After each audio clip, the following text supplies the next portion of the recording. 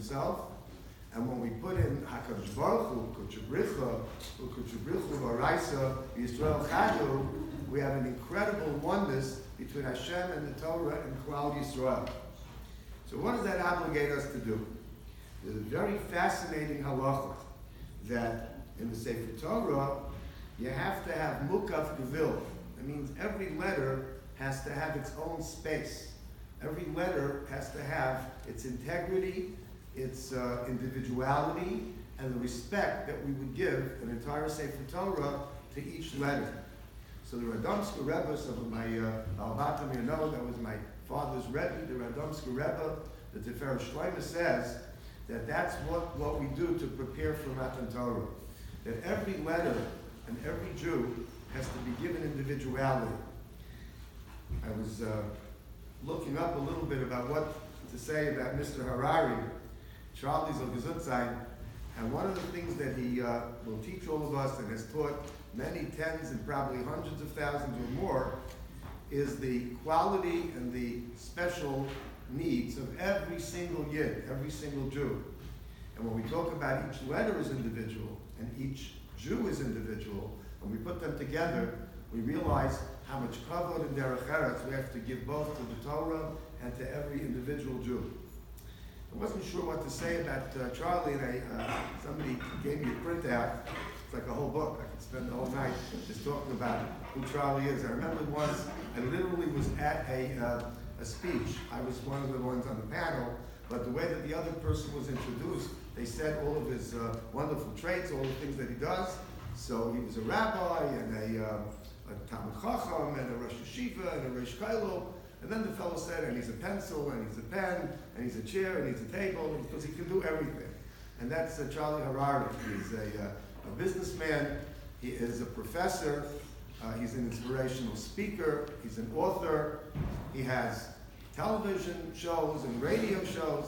But primarily, he's a very good and inspirational Yid, who, as I said, cares about every single Jew in the world and does things for every single Jew with whom he comes in contact.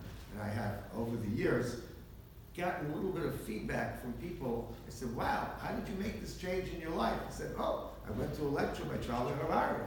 And I've heard it now so many times that I know that it's true. So before Shavuos, we're all fortunate over here to hear him. I apologize, I'm not making a protest. I'm walking out because I got to speak downstairs also. But I will be coming back because I want to hear him. And Mara Verabose, gentlemen, ladies and gentlemen, it's a really great pleasure and public for Tzibur and for me personally to introduce to you, not taking a show, if I can speak first, I think somebody else can speak first. Okay, all right, so we're going to hear from the people that are going to talk a little bit about, I thought I was going to introduce him, but at least I'm talking about him so that you know who he is. I'm sure if you're here, you know who he is. And maybe should help Hashem, all of the words and all of the expressions and all of the letters brought to Shemaim should be an Eli Neshama for those Neshamas that we're talking about, and it should help all of us to have a wonderful Yom Tov and a great Kabbalah Sator. Thank you so much.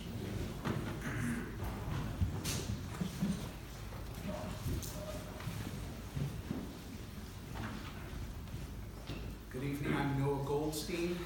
This is in memory of Ari Block, Chaim Kasnett, and Hillel Liberman.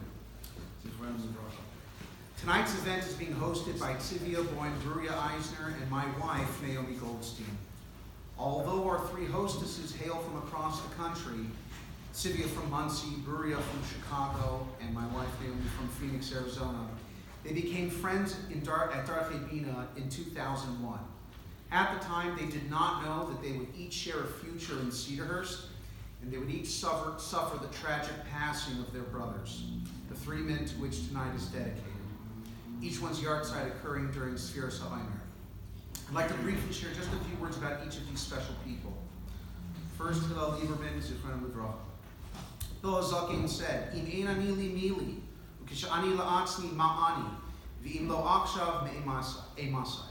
If I'm not for me, who is for me? And if I'm only for myself, what am I? And if not now, when? Selfless.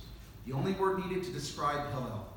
If you asked for the shirt off his back, he would give it to you, even if that was the last thing he had left.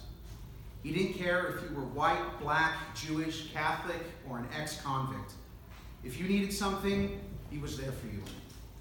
He was a talented artist. One of his drawings encompassed him perfectly as a teenager, lifting weights, playing pool, and learning Torah. He found beauty in everything. Hillel had difficulties, yet through it all, he viewed life positively where others might have given up. No matter the challenge, everything was the best possible situation he could be in. His outlook, perspective, and selflessness are characteristics that we will remember and strive to emulate every day. Hillel taught us that you choose the lens with which you view life, and to treat everyone the way you would want to be treated. We miss Hillel dearly every day, and we hope that you can take away from this event some valuable lessons. Chaim Kasnett, Nivchar Shem me'oshe rav, mikesef u'mizahav chen toiv. A name, a reputation, is better than great wealth, chen, grace, over silver and gold. For Chaim, this is not a standard to strive for or a proverb to reflect on. It was simply his truth. There was not a person that Chaim did not get along with. Anyone who has ever met Chaim, even for a moment, smiles when they remember him. He treated each and every person with a gentle kindness and his trademark smile. Chaim's optimism was anchored by his unassuming ability to find the good in people and situations. His reputation, both in life and in death, shows us just how important it is. Those who knew him are richer for it, and we know he will continue to inspire people for generations to come. Ari blogs of him.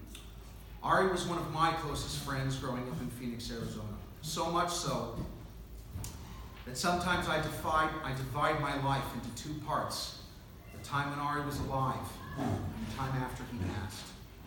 He had that kind of effect on people. He truly loved others and always put them first. He shunned credit for everything that he accomplished and always insisted that others come first.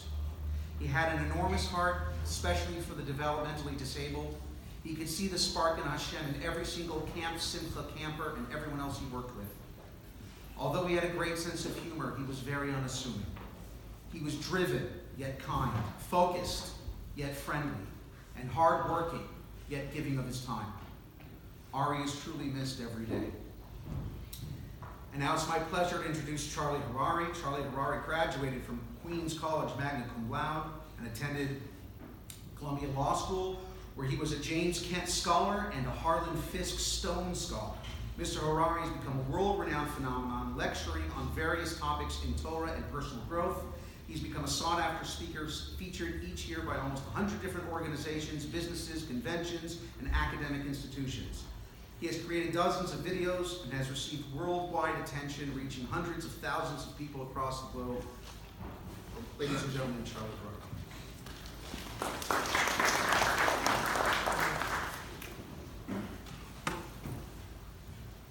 It's truly an honor to be here. It took me a while to understand why this is happening tonight. And I think after spending some time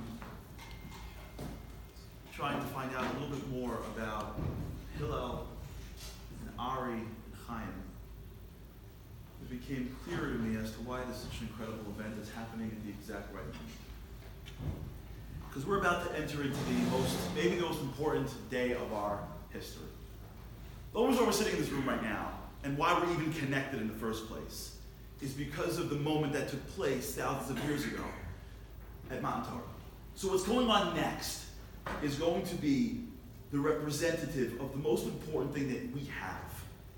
And one of the greatest dangers we have as Jews is we have this tendency to look back at holidays and say, well, the reason why we do what we do is because that's what happened then. We fall into this pattern of commemoration. Why are we eating bad bread on Pesach? Because a long, long time ago, Jewish mothers for a second stopped thinking about something besides feeding their children and tried to get out quickly, and as a result they forgot to bake bread, and now we've got bad bread forever. Why do we keep Shabbos for? Because a long, long time ago, Hashem was exhausted, it's tough to build a world, and Mrs. God said, you should take a day off, you need one. I'll speak to your boss, and you should eat a ton of food until you almost pass out, and so from now on we should have Shabbos or eat until we pass out. Why do we keep Shavuos for? Because a long, long time ago, they slept late or overslept. We get into this space of thinking that the reason why we do what we do is because they did it once. And we're Jews. We got a ton of history. And so we get together and we just like do the stuff because that's what they did. Nothing could be further from the truth. Judaism is not commemorative. It's dynamic. We're way too busy to remember what happened in the past. We're too busy trying to be doctors or lawyers or whatever. The reason why we do what we do is because the way the world really works, the reason why we're in this planet for is because we brought something to the universe, a chiddush, that no one else would know but for Shavuos, which is the world in front of us looks like it's physical, but it's not. It's congealed spiritual.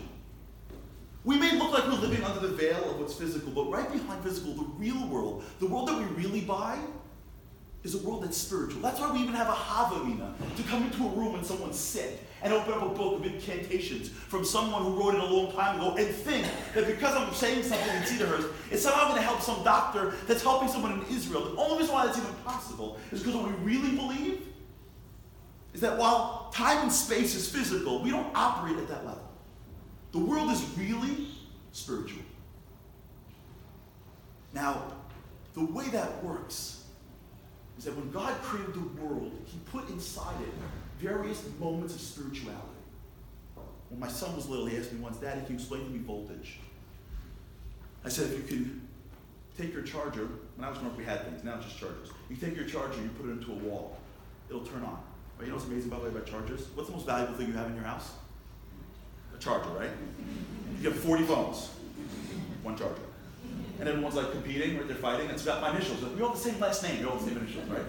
You know what the best part about chargers are? For 1 second, the best part is that there's new rules that only exist in the world of chargers, right?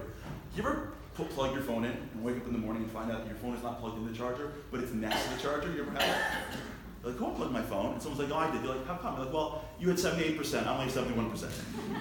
Like, that's a rule. I remember, by the way, I was at a case up once. I spoke about this, and a lady came up to me and said to me, she went down to the pool and brought her phone and her charger, the one that she owns.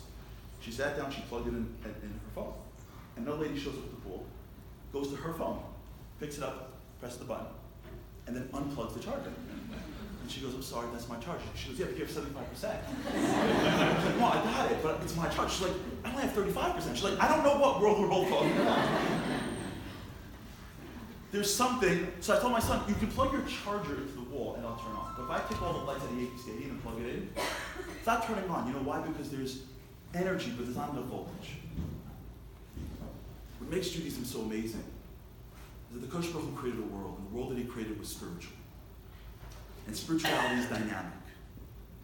And there are moments throughout the year where there's a certain increase in spiritual voltage. And if you're paying attention, what goes on is God says, well, the rabbis say, read this, do this, plug into this. Because the goal of going through a holiday is not that you eat more, eat less, come to shul, and remember what happened a long time ago. It's that there's something happening beneath the veil. And if you can plug your soul into that, you change. Our job is not to go through holidays. Our job is to have holidays go through us. And if we go 30, 40, 50 years of Judaism, and all we have is a tighter waist, a skinnier waist, more food, less food, family time, it's beautiful. If we've never once plugged into the spirituality that's behind the veil, we're missing out on the greatness of who we are. Every word, every line is a way for us to change. And when you go through the story of Matan Torah, it seems pretty straight. Except there's one thing in there. There's a bunch of things, but one thing today I want to talk about. Because as you get to the story of Matan Torah, there's a little bit of a break in the grammar. So the story is, Klal Yisrael goes and gets the Torah. And the pasuk says, V'chol ha'am roim es hakolos. All of the nations saw the voices. And the question that everybody has is, how can you see sound? So everyone has different answers. But I want to read to you one that's unbelievable. It's a medrash. Here's what the medrash says.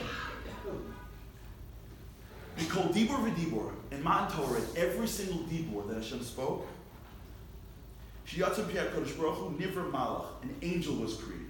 When the Hebrew came out, you can imagine an angel was created. But Malach Hazeh Baal Chol Echad in Israel came to every person in Israel, in every Jew, V'chibku, and he hugged them, her, V'nashku, and they kissed him. Can you imagine? V'shalu Imratzah Lekabos Hadibur Hazeh. Every time Hashem spoke, a Malach came to the person, hugged them, and kissed them. He says, "Do you want to accept this work?" Because each Dibur became a Malach. Yedu Hazeh, that means, listen to this. The Dehina Yesh Lo Adam Shnei Sugo Einayim. The question is, how do they see Malachim? So everyone has two types of eyes. Einei Basar, physical eyes that can't see deeper. The Einei Seicha, something called spiritual eyes.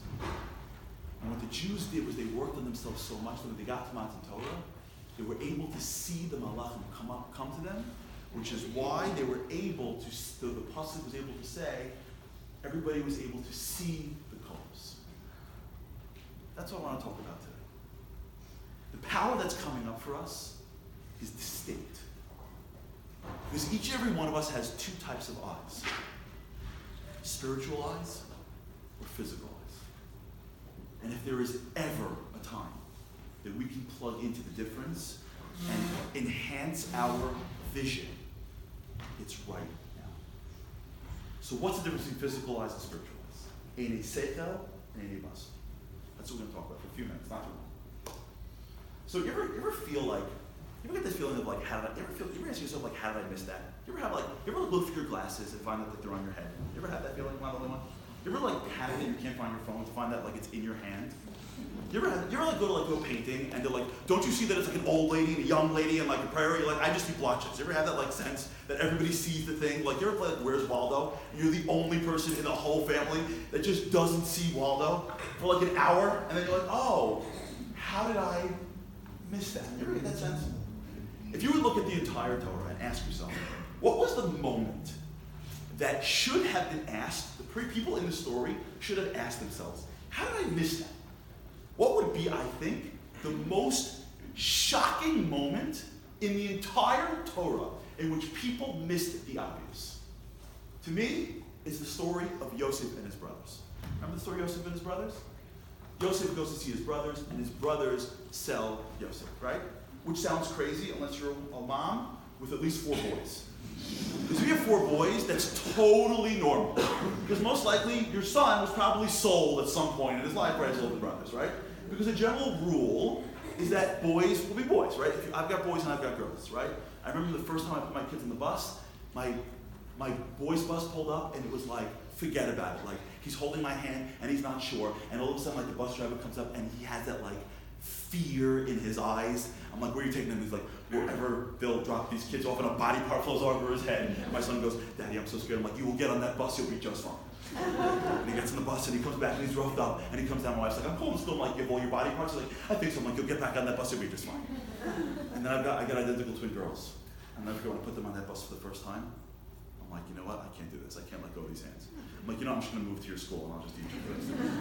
I'll never forget. I was like, you know what? I'm going to do it. Maybe I'll just homeschool them for the rest of their lives. I can't let them go. What if someone's meet them? I'll never forget that bus pulls up, and like some 8th grader like looks out the window and goes, twins! And then like all the little girls pop up there, and then one 8th grader comes out, she's like, come on the bus, we're gonna make pigtails and play Rafa and I, and pick out engagement rings, it's gonna be amazing. And I'm like, I love girls. If we didn't come from a woman and marry a woman, this whole society would be one generation long. Because men operate in a whole different sphere of existence. And there are things that are so conditional to survival that guys just don't have, like cleanliness. It's just not part of how we see the world. My wife and I, one time went to visit our son in camp. I'll never forget this. And my wife, God bless her, she doesn't pack my son clothes to camp. She packed my son's outfits. Because God forbid should he have to like match, like, shirt. It's pasnish for him to do that. You know what I'm saying? So she passed him. All you have to do is wake up in the morning and pull out the outfit. You come for visiting day. We walk into the room and she goes, honey, you fold laundry the way I fold laundry. And then she realized that she goes, wait, that was how, have you not changed your pants since you got on the bus? Now, he says the perfect teenage boy answer. He goes, what?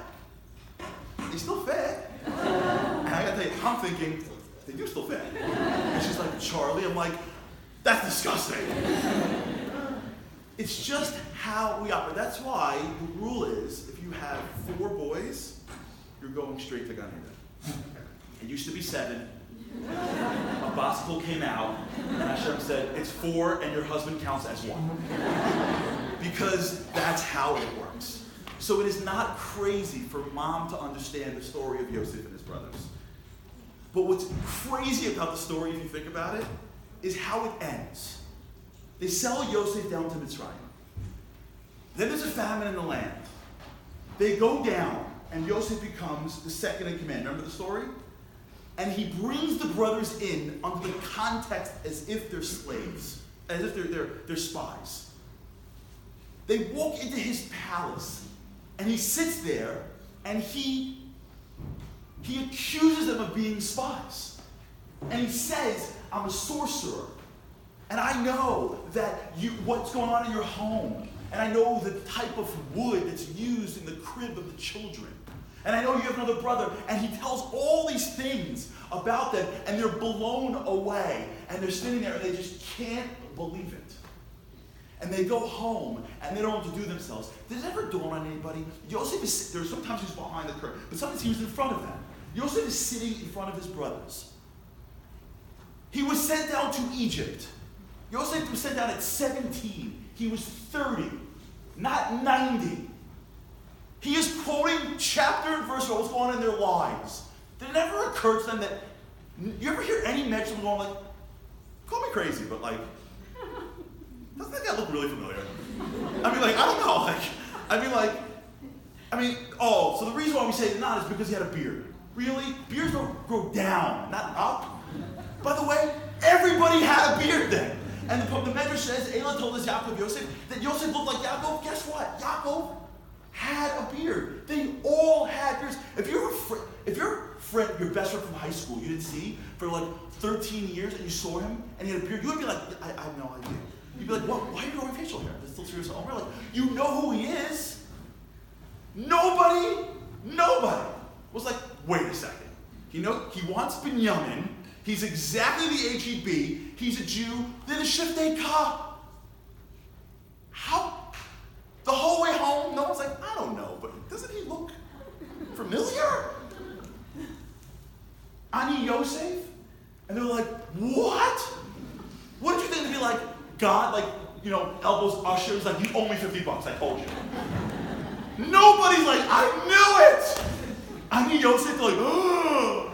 No, how in the world did nobody even catch on that the guy that looks like their father with the beard that they sent down is actually Yosef?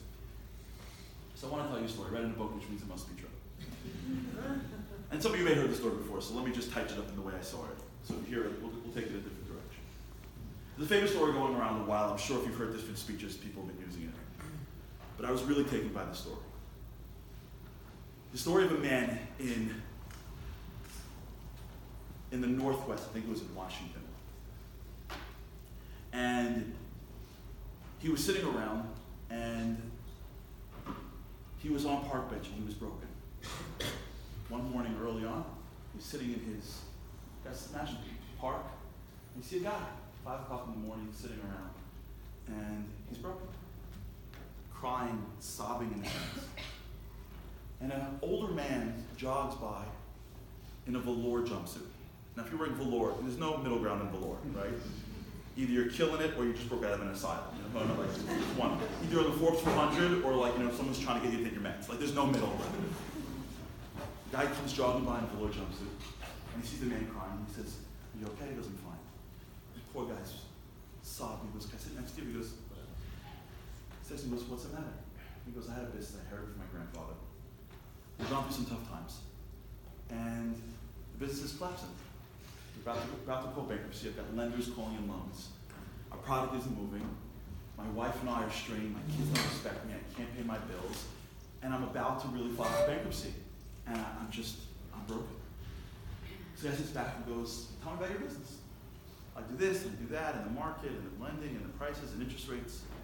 And he says to me, you may not know who I am, but I'm here for a couple of weeks diligencing a company. My name is Warren Buffett. I'm here. We're staying in a hotel not too far. And I'm jogging in the morning. You know what I do for a living? Everyone know who Warren Buffett is? We're okay? He's a very, very, very, very, very, very, very, very, very wealthy guy. Very, very, very. He goes, what I do for a living is what's called value investing. I look at companies that are undervalued in the market, and I make investments in the moment of their being undervalued, and I make my living of identifying companies that are now undervalued that have more value. This is a classic example of a good company that's struggling, but with a couple of loans, you'll turn it around. You don't have a company problem, you have a liquidity problem. You need money. So here's what we're going to do. I'm going to make an investment in your company. The guy's like, no, Mr. Buffett. He goes, no, I know what I'm doing. I'm doing this my whole life. He goes, Mr. Buffett, please. So he goes, I'll make you a deal. I'm going to write you a check right now for $1 million. 1 year from today, I'll meet you back on this park bench. I'm here all the time. And you will not only give me back my $1 million, but you're going to give me my $1 million with a 30% return. I'll make, and you'll keep your company. Deal? He goes, Mr. Buffett, you don't even know us. He goes, I feel confident if you feel confident. He goes, sir, I don't even know what to say. He pulls out his checkbook. He writes a check for $1 million. Hands it to the guy. The guy's like, oh, thank you. Like he kisses his hand. Thank you, sir. Thank you. And the guy gets up and he jogs off. Velour jumpsuit and all. The guy comes back to his office. He was doing stuff. He goes to the bank and gets the money. But as he's about to cash the check, he goes, I can't cash the check. It's Warren Buffett. No one's going to believe me. So he goes, I'll cash it in an hour. And he goes back to his office and he puts the check right on his mantle. And he's like, I can't believe I got Warren Buffett's signature. It's calling people in. It's like, yeah, W and the B, yeah, that's Warren Buffett. And he's sitting around and he's so excited. And he's like, I'm going to cash it in an hour. But he goes, I don't know. He goes, you know what? I got an hour. So he picks up the phone. He calls his lender. He goes, let me tell you something. I just got invested in. I got to tell you something. If we can renegotiate this loan, I can make it. And then he's talking. He's hobbling. You know what? The lender goes, you know what? I'll renegotiate money. He goes, this is great. He starts calling the client. He goes, we're currently having a new product. I got a loan renegotiated. We're going to get it out. We can ship out to you in 6 months. You want it? And the client goes, you know what? I'll take it. All of a sudden, he's like, oh my gosh. And then he goes, no, I'll deposit at the end of the day. And then he goes, you know, there's some momentum going. I'll deposit it tomorrow. The next day comes, he comes to the office. He's killing it.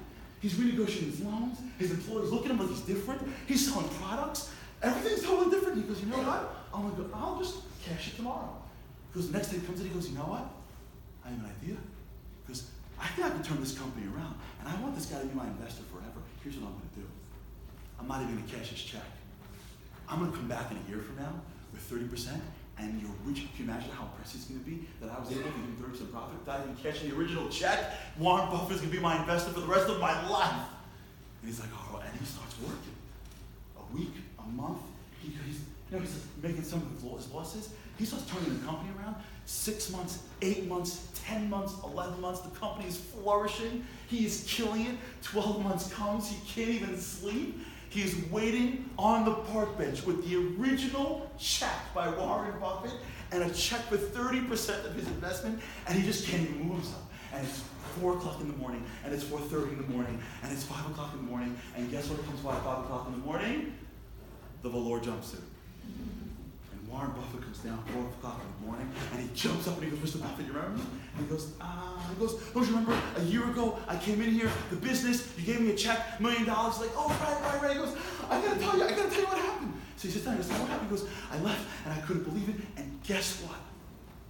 He pulls out of his pocket a laminated original check from Warren Buffett. He goes, I never even cashed your check. He goes, wow. And as he's so impressed, 2 young guys come running up and they say, sir, is this old man bothering you? And he goes, watch yourself, young men. This old man happens to be the greatest investor America's ever known. And he goes, you mean Bobby? Bob is the resident in the nursing home right past the trees.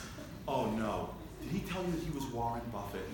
Did you write him one of your famous $1 million? I hope you didn't cash it, did you? So you say you're sorry to the nice man. And Bobby gets me and goes, I always wanted to be Warren Buffett, I'm so sorry. That story stuck with me for a long time. Because what happened in that guy's life? He walked out of that encounter and he had nothing from it. It wasn't Warren Buffett. It didn't matter what that guy said. And he didn't even have any money. How come, after he met fake Warren Buffett, Bobby, that gave him a fake check, but he didn't want to make it beforehand? He wanted to go bankrupt? He wanted to have lenders take his business from his grandfather? He wanted to be embarrassed in front of his wife? He didn't try hard to run a company? How come some fake advice and a fake check changes guy's life around? So the answer is in one word. I grew up in Brooklyn. When you grow up in Brooklyn, there's no specific loyalties to sports teams.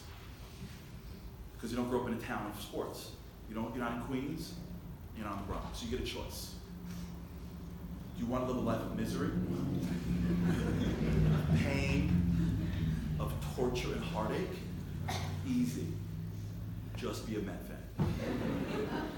And once you love pain, double down. Just go for the Jets. Or you can live a life, ups and downs, highs and lows, tradition, honor, pinstripes. Be a Yankee fan. And once you're into blue and white, you might as well go all the distance and become a Giant fan. So of course, like a good young Syrian boy in Brooklyn, I chose the Yankees. Now, the good part of being a Yankee fan is you get a bonus. Yankee fans get a team not only to love, but they get a team to hate. So who's the team that us Yankee fans hate the most? Boston. If you're from Boston, I love you personally, I hate your city. I was once in Boston, I kid you not. If you remember, anyone here who follows sports, there was once a time where a guy named Aaron Boone hit a home run to knock Boston out of the playoffs. I was in Boston that Shabbos speaking. I kid you not.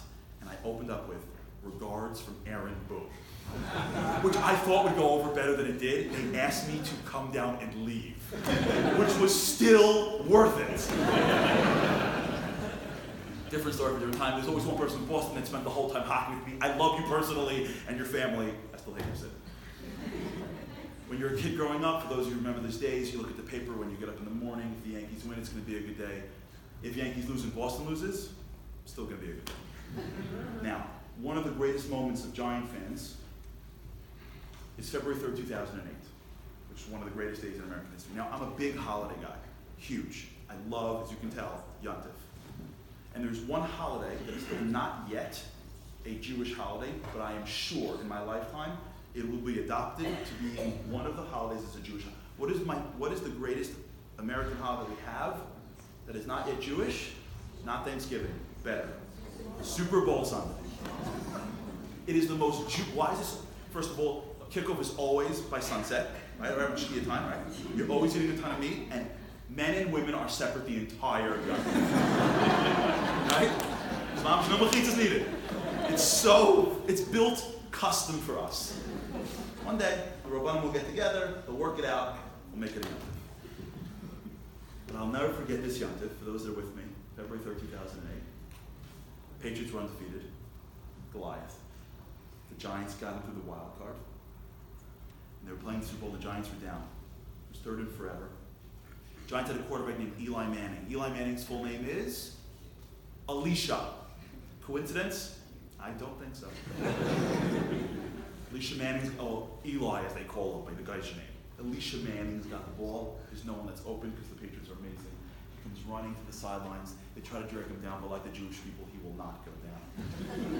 He sees a jumping David Tyree, Elisha, David. Anyone here sees this but me? Anyone from in the room? David Tyree makes an incredible catch on his helmet. 4 plays later, Plaxico Burress, touchdown Giants, like Hudim Haisa, Oyer River City Club. Watching the game in Woodmere with 15 guys. I don't know what Shemayim feels like, I knew that day. And one of my friends that were there was from Boston, which made it so much better. We're like, bye-bye, as we ascend. Well, now I have to go back because now they're in the Super Bowls. Now they're called New England Invitations. And I'll never forget that feeling of us going out of our minds and him descending into places where Korach used to live. And me feeling totally fine with that. And I went to bed that night, and I woke up in the morning, and I had the following thought that nagged me all day. How is it possible? The guy who was with us, we knew from Israel. We have the same basic outlook on life. Hashkafa is the same, our kids are probably in the same schools. So I basically take a list of like the things we think about most. Israel, Yiddishkeit, Hashem, Hashkafa. You basically take a list of the things that matter most to you and you give it to him, you give it to me. Most likely, we're like identical. Both of us are basically the same person. In the same moment of time. Looking at a game being broadcasted in real time. We're living in the same exact spot in reality, and we're both experiencing the same exact reality. How is it possible that my experience of that reality is so joyous, and his is so terrible? It's the same exact reality. How could it be that the same person has such different experiences on the same thing? And the answer, for those who have the time, is some of the most greatest debates in philosophy brought out by a man named Immanuel Kant. But for those of us who are interested in psychology, actually the answer was brought to the world by a man named Jean Piaget. For all people in psychology know what I'm talking. Jean Piaget was one of the Gedolei Hador, the Havil of psychology. And Jean Piaget had an insight that changed the world. Jean Piaget explained how we see the world in a way that has forever changed how we see people. We walk around and we think that what we see every day is reality. I think that what's in front of me is reality, which is why we're so sure that if just everything around me would change, my life would be fine. The reason why I'm not bopping right now, I'm not happier right now, I'm not more strong right now, it's because if only she, if only he, if only they would, if my wife would only know, if my kids would only see my words as the word of God, their lives would be perfect because I was a perfect kid growing up. Mom, don't say anything. I was a perfect kid growing up. If Hashem would just give me the keys to the world for like a week, what is he thinking? That kid, that family, I ran. Like, is he paying attention? Because I get it. Because I see reality. Two Jews are like fighting, Medina, no Medina, they're killing each other because both of them see reality. We live in a world of machlokas because every human being thinks, I got it. And even when you ever get into an argument with somebody, you don't even hear them. You're just waiting for them to slow down long enough so that you can continue talking because there's no way they're right. Because how could they be right? Don't they know what's in my head?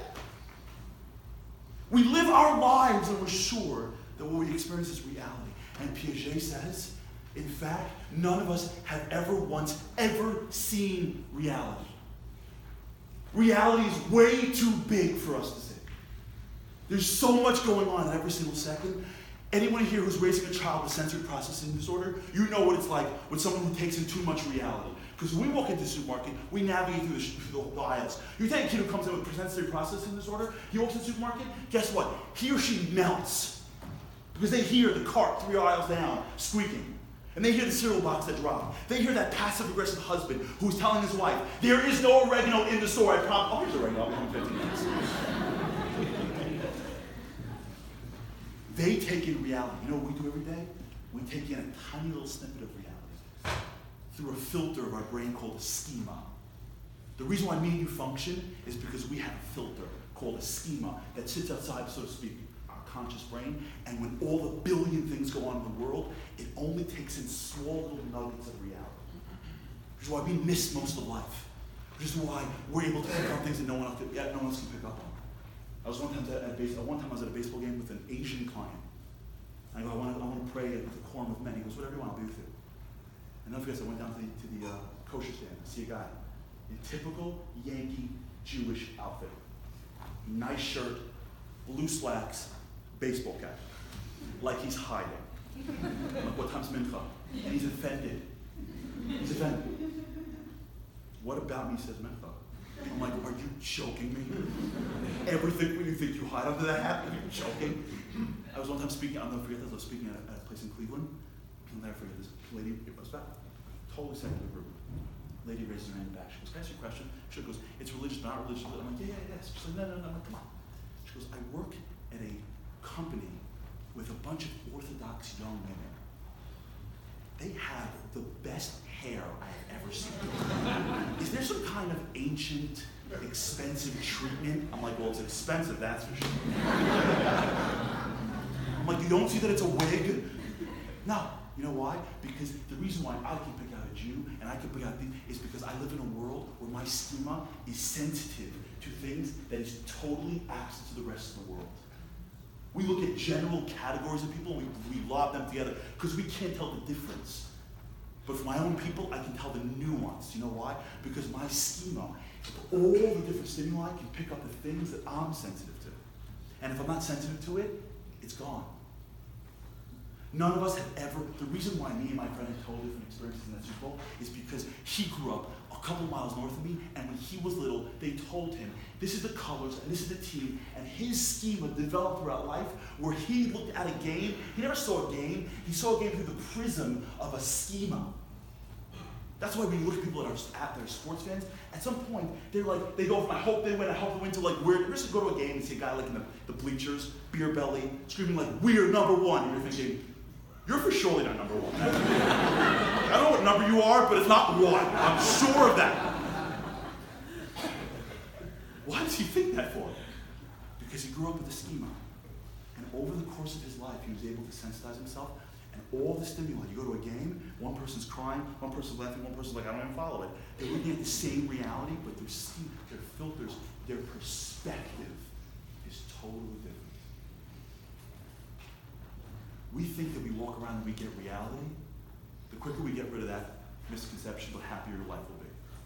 None of us, that's why Torah is so critical, because the only person that has the perspective of reality is the one that created it. The rest of us, all we have is a perspective of reality. A small sliver of what's really going on there. And when you look out into the world, all you're really seeing is a piece. But here's where it gets crazy. You ready for this? For those who don't, we don't have time for the studies. It's called the Rosenthal effect expectancy theory for later. You know what people can't see? Is themselves. One of the greatest blocks of schema is that we can't see ourselves. We're blocked. We have our own biases. We have our own fears. We don't know who we are. We don't have the schema to tell the level of our capabilities. So how in the world are we ever able to achieve our potential in this world if I can't even see it? The answer is, someone has to see it in me. Spiritual eyes, or when your perspective, your schema in seeing somebody else is not who you see, it's who they could be. Any busser are when you walk around and you see people for who they are. Do you know why? Because all we really care about is me. And unless you're serving what I want at this moment, you're of no value to me, although I'll pretend because I want you to like me, and then I can feel comfortable when I walk into a social environment. But I don't see you. I don't see who you can be. I don't see what's possible for you. I don't see the spirituality of who you are. All I see is the goof. All I see is the actions and the behavior. In order for every human being to become where they're supposed to be, somebody has to look at them. Someone has to look at them and go, I don't just see you, I see more inside you. Because they can never see it themselves, they're blocked. When they look in the mirror, they don't see what's possible. They don't know what's possible. They don't know how the world works. They don't know if failure means I'm a failure or it's a failure. And the greatest gift that we give people is to look at somebody with Einei Seichel. To say, I know what you're doing, but I see more in you. The only reason why that guy was able to turn his business around wasn't the money. And it wasn't even the advice. It was that for the first time, maybe in the guy's life, someone else said, oh, you're not a failure. You're going through a bump. It's part of the business. You get a shot. And because somebody saw that in him, he saw it in himself. Because what Einei Seichel really means is the ability to see the perspective of someone's true essence, which allows them to see it in themselves. And maybe that's why the brothers couldn't see Yosef. Because you know what they thought of Yosef? The Medrash says that every Shevet was born with a twin, except for one. Yosef, because Yosef married Asnat. It's a great, awesome story. Dina's daughter actually was Asnat. She came down to Mitzrayim. It's an incredible Medrash, and Yosef marries her. He wasn't born with a twin. As soon as they saw one of theirs was different, they said, he's different than us. He's not real. He's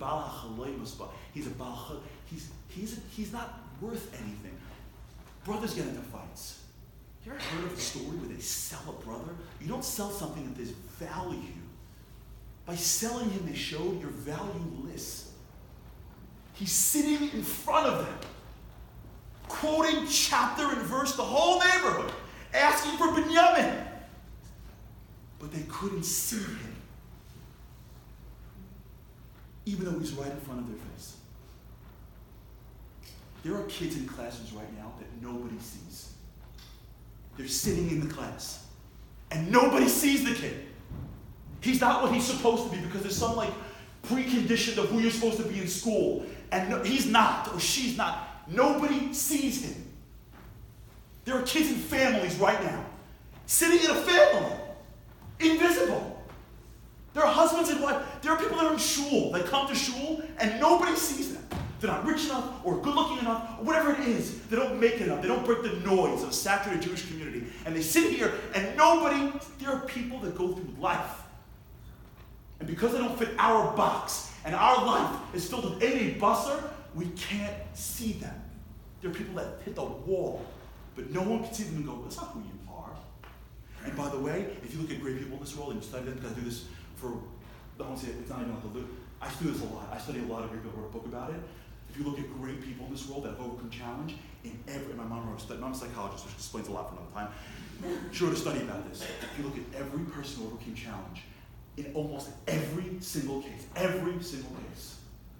one person saw them differently. One teacher said, I know you're more. One mom said, I'm never giving up on you. I know the whole world thinks you're this. One day you're going to make it. One dad walks his kid to shul and says, I believe in you, son. One rabbi looks at the kid and goes, I know you're struggling. Trust me. When I was your age, I struggled too. And the kid goes, what? From the pulpit? What? If you don't have someone that sees you with Ein Seichel, you may never see yourself. You can look at Yosef HaTzadik in the eyes. You can see the leader of the free world, Yosef HaTzadik himself, and never actually see Yosef. The greatest power we have is choosing how to see the world. That's a choice we make every day. Because when the world revolves around me, unless you fit into my box, I can't see you. But if I have the strength to realize that maybe I'm the first person to see, you don't have to say anything. Even I won't say it, if I see it. If I've been blessed with children, or students, or friends, if I don't spend my time enhancing my vision, I may be misusing the greatest power I have. If I have to think of each individual, each neshama requires a whole world to itself. And to somehow say that there's a connection. Hillel, Harary, and Chaim, they're their own shir, they're their own life. It's their oilums into themselves. And in some cases, they were so different. And I was davening to see how they connect. And in my humble opinion, the way they connect is that they all excelled in perspective. When Chaim walked into a room and lit the place up, it wasn't because of his good looks. When he walked into a room and knew everyone's name and people were telling him things, when the lone soldier's sitting around and he gets picked and he ends up in Bibi Netanyahu's house and he's friends with this kid, you don't just walk into rooms and light the place up because you're funny. Chaim would travel the world and go to villages wherever he went, and these people were not like him. And somehow he was able to ingratiate himself. How did he do it? Was he funny? Was he charismatic? That's Gashmi. You know how he did it? In my humble opinion? It's because he had Ein Seichel. Because it wasn't a person that was different than me. Because it wasn't, I saw something, and he didn't say it even. And as soon as you see something in somebody else, it just feels different. That's how people walk into rooms and light them up. They see people differently than everybody else. Which I think why Chaim was who he was. One of the best stories about Hillel was that Hillel was once at an Uncle Moshe concert. At an Uncle Moshe concert. And the kids behind him were fetching about how far they were from Uncle Moshe. And as opposed to being like, can you stop fetching, for God's sake, it's Uncle Moshe. No, I love Uncle Moshe, but like, you can get there. I'm saying like, just move, sit in my chair. Or just go to the front. It's not Madison Square Garden, just go to the front. He did the most incredible thing that is so indicative of who I believe, for all that I know, he was. He had the kids turn around and look at how far everybody else was. And they turned around and realized that although they were like the fifth row, there's like 40 rows behind him. And then he had them turn back around, and guess what happened? They enjoyed the concert. Because he hopped. It's perspective. What was so incredible about Ari, forget that he was the life of the party at Chaim. Forget that Rav Shmuel Brazil, who was my rebbe, would say that during the day he was who he was, and at night he would be learning shtak. He had a heart condition his whole life, which most people didn't even know, because he cared so much about perspective. And when he volunteered for Camp Simcha, what he saw in those kids, they said he was the most non-judgmental person. How do you become non-judgmental? How do you see the world and realize that if I tell people who I am and what's really hurting me, they're going to look at me the wrong way? I want to give to you. I don't want to take from you. So how about I hide my condition? Which is what he did. Nobody knew the extent of his pain. While I give to people that are suffering. We're here, in my humble opinion, because their neshamas are telling us, learn from us. And you have a chance. You're not up in Shemayim yet. You have people you speak with. And you're 5 days away from the anniversary of the Yontif, in which your people tapped into the spiritual energy and they were able to have Einei Seichel. If there is ever a time in our entire life that we have the spiritual ability to say, I'm going to enhance my vision. I want to see Malachim. I don't necessarily want to be Makubal, but the spirituality of a Malach is in my child. It's in the woman I sit next to in shul. It's that lady who really needs me to say how good she looks. It's the guy who's struggling, who can use a word. He doesn't need me to pity him. He needs someone to pick him up. He's incredible. The market's killing him. If there's ever a moment where the spirituality of the day is enhance your vision, Ro'ez HaKoilos, is 3 neshamas, maybe, that are totally different. That are saying, we live our lives on Einei Seichel. For us, you live your lives as well. How do you get in with this element? How do you get this? So what in the world did the Jews do to get this? How'd they get it? What was the exercise program? What was the P90X they did? For those of you who get that reference, it's okay. It's cool. I respect everyone who got that. What in the world did the Jews do to get this?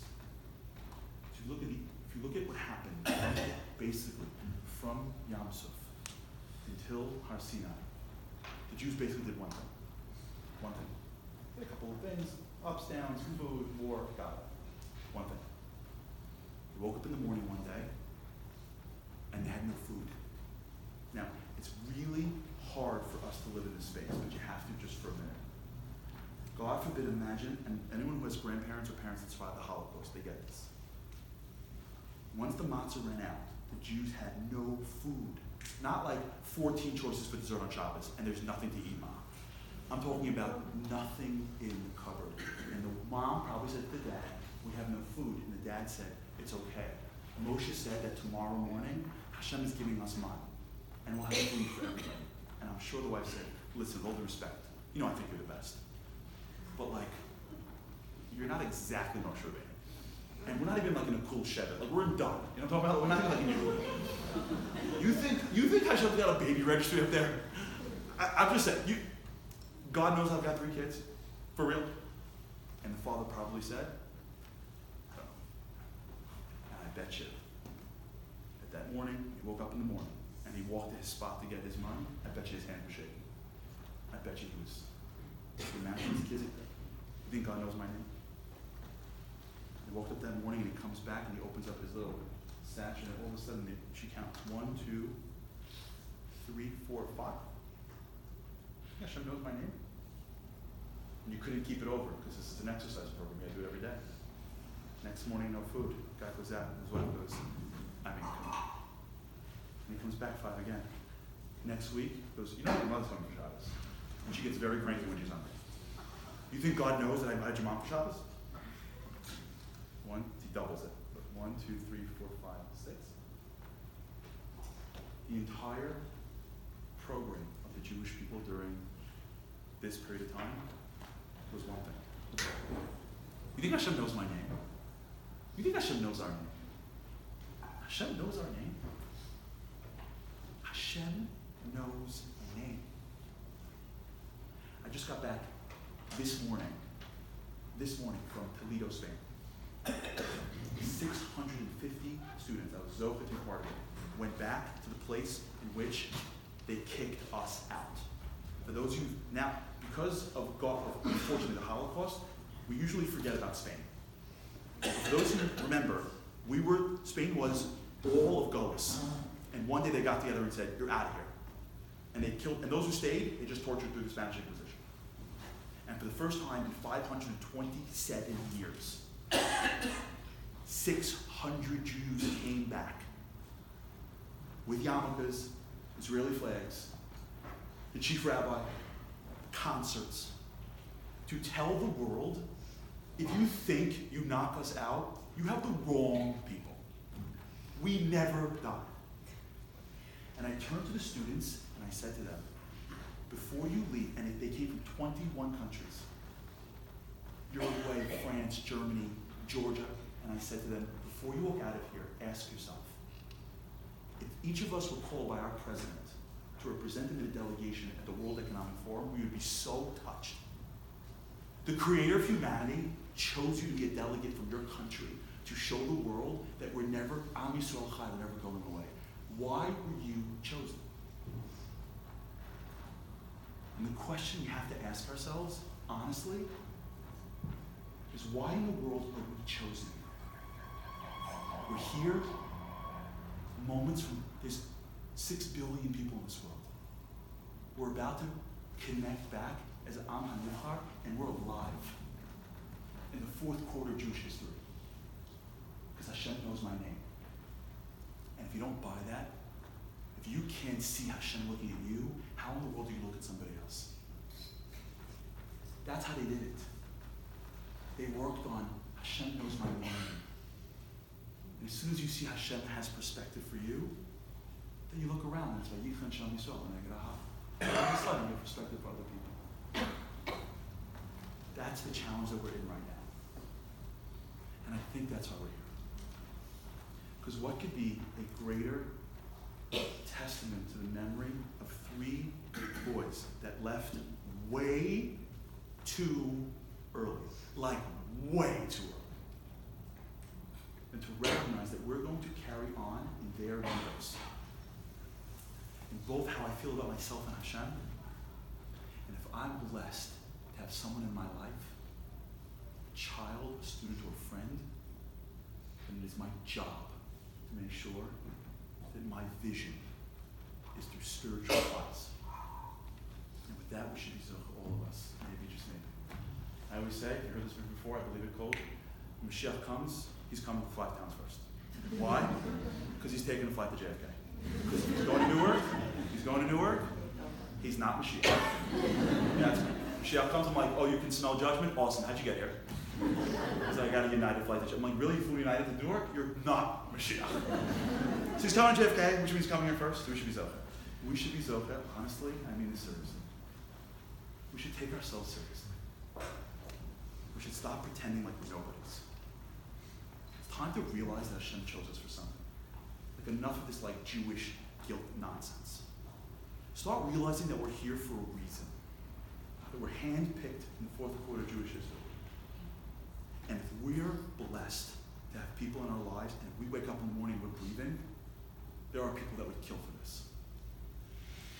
We should be zocha to use that breath to make the world a better place. We should be zocha to enhance our sight, to let other people see who they can be. And with that, Mitzvah Shem, all of us can rise to become the people we're meant to be and see the Mashiach Tzidkenu may come soon in our days. Harary.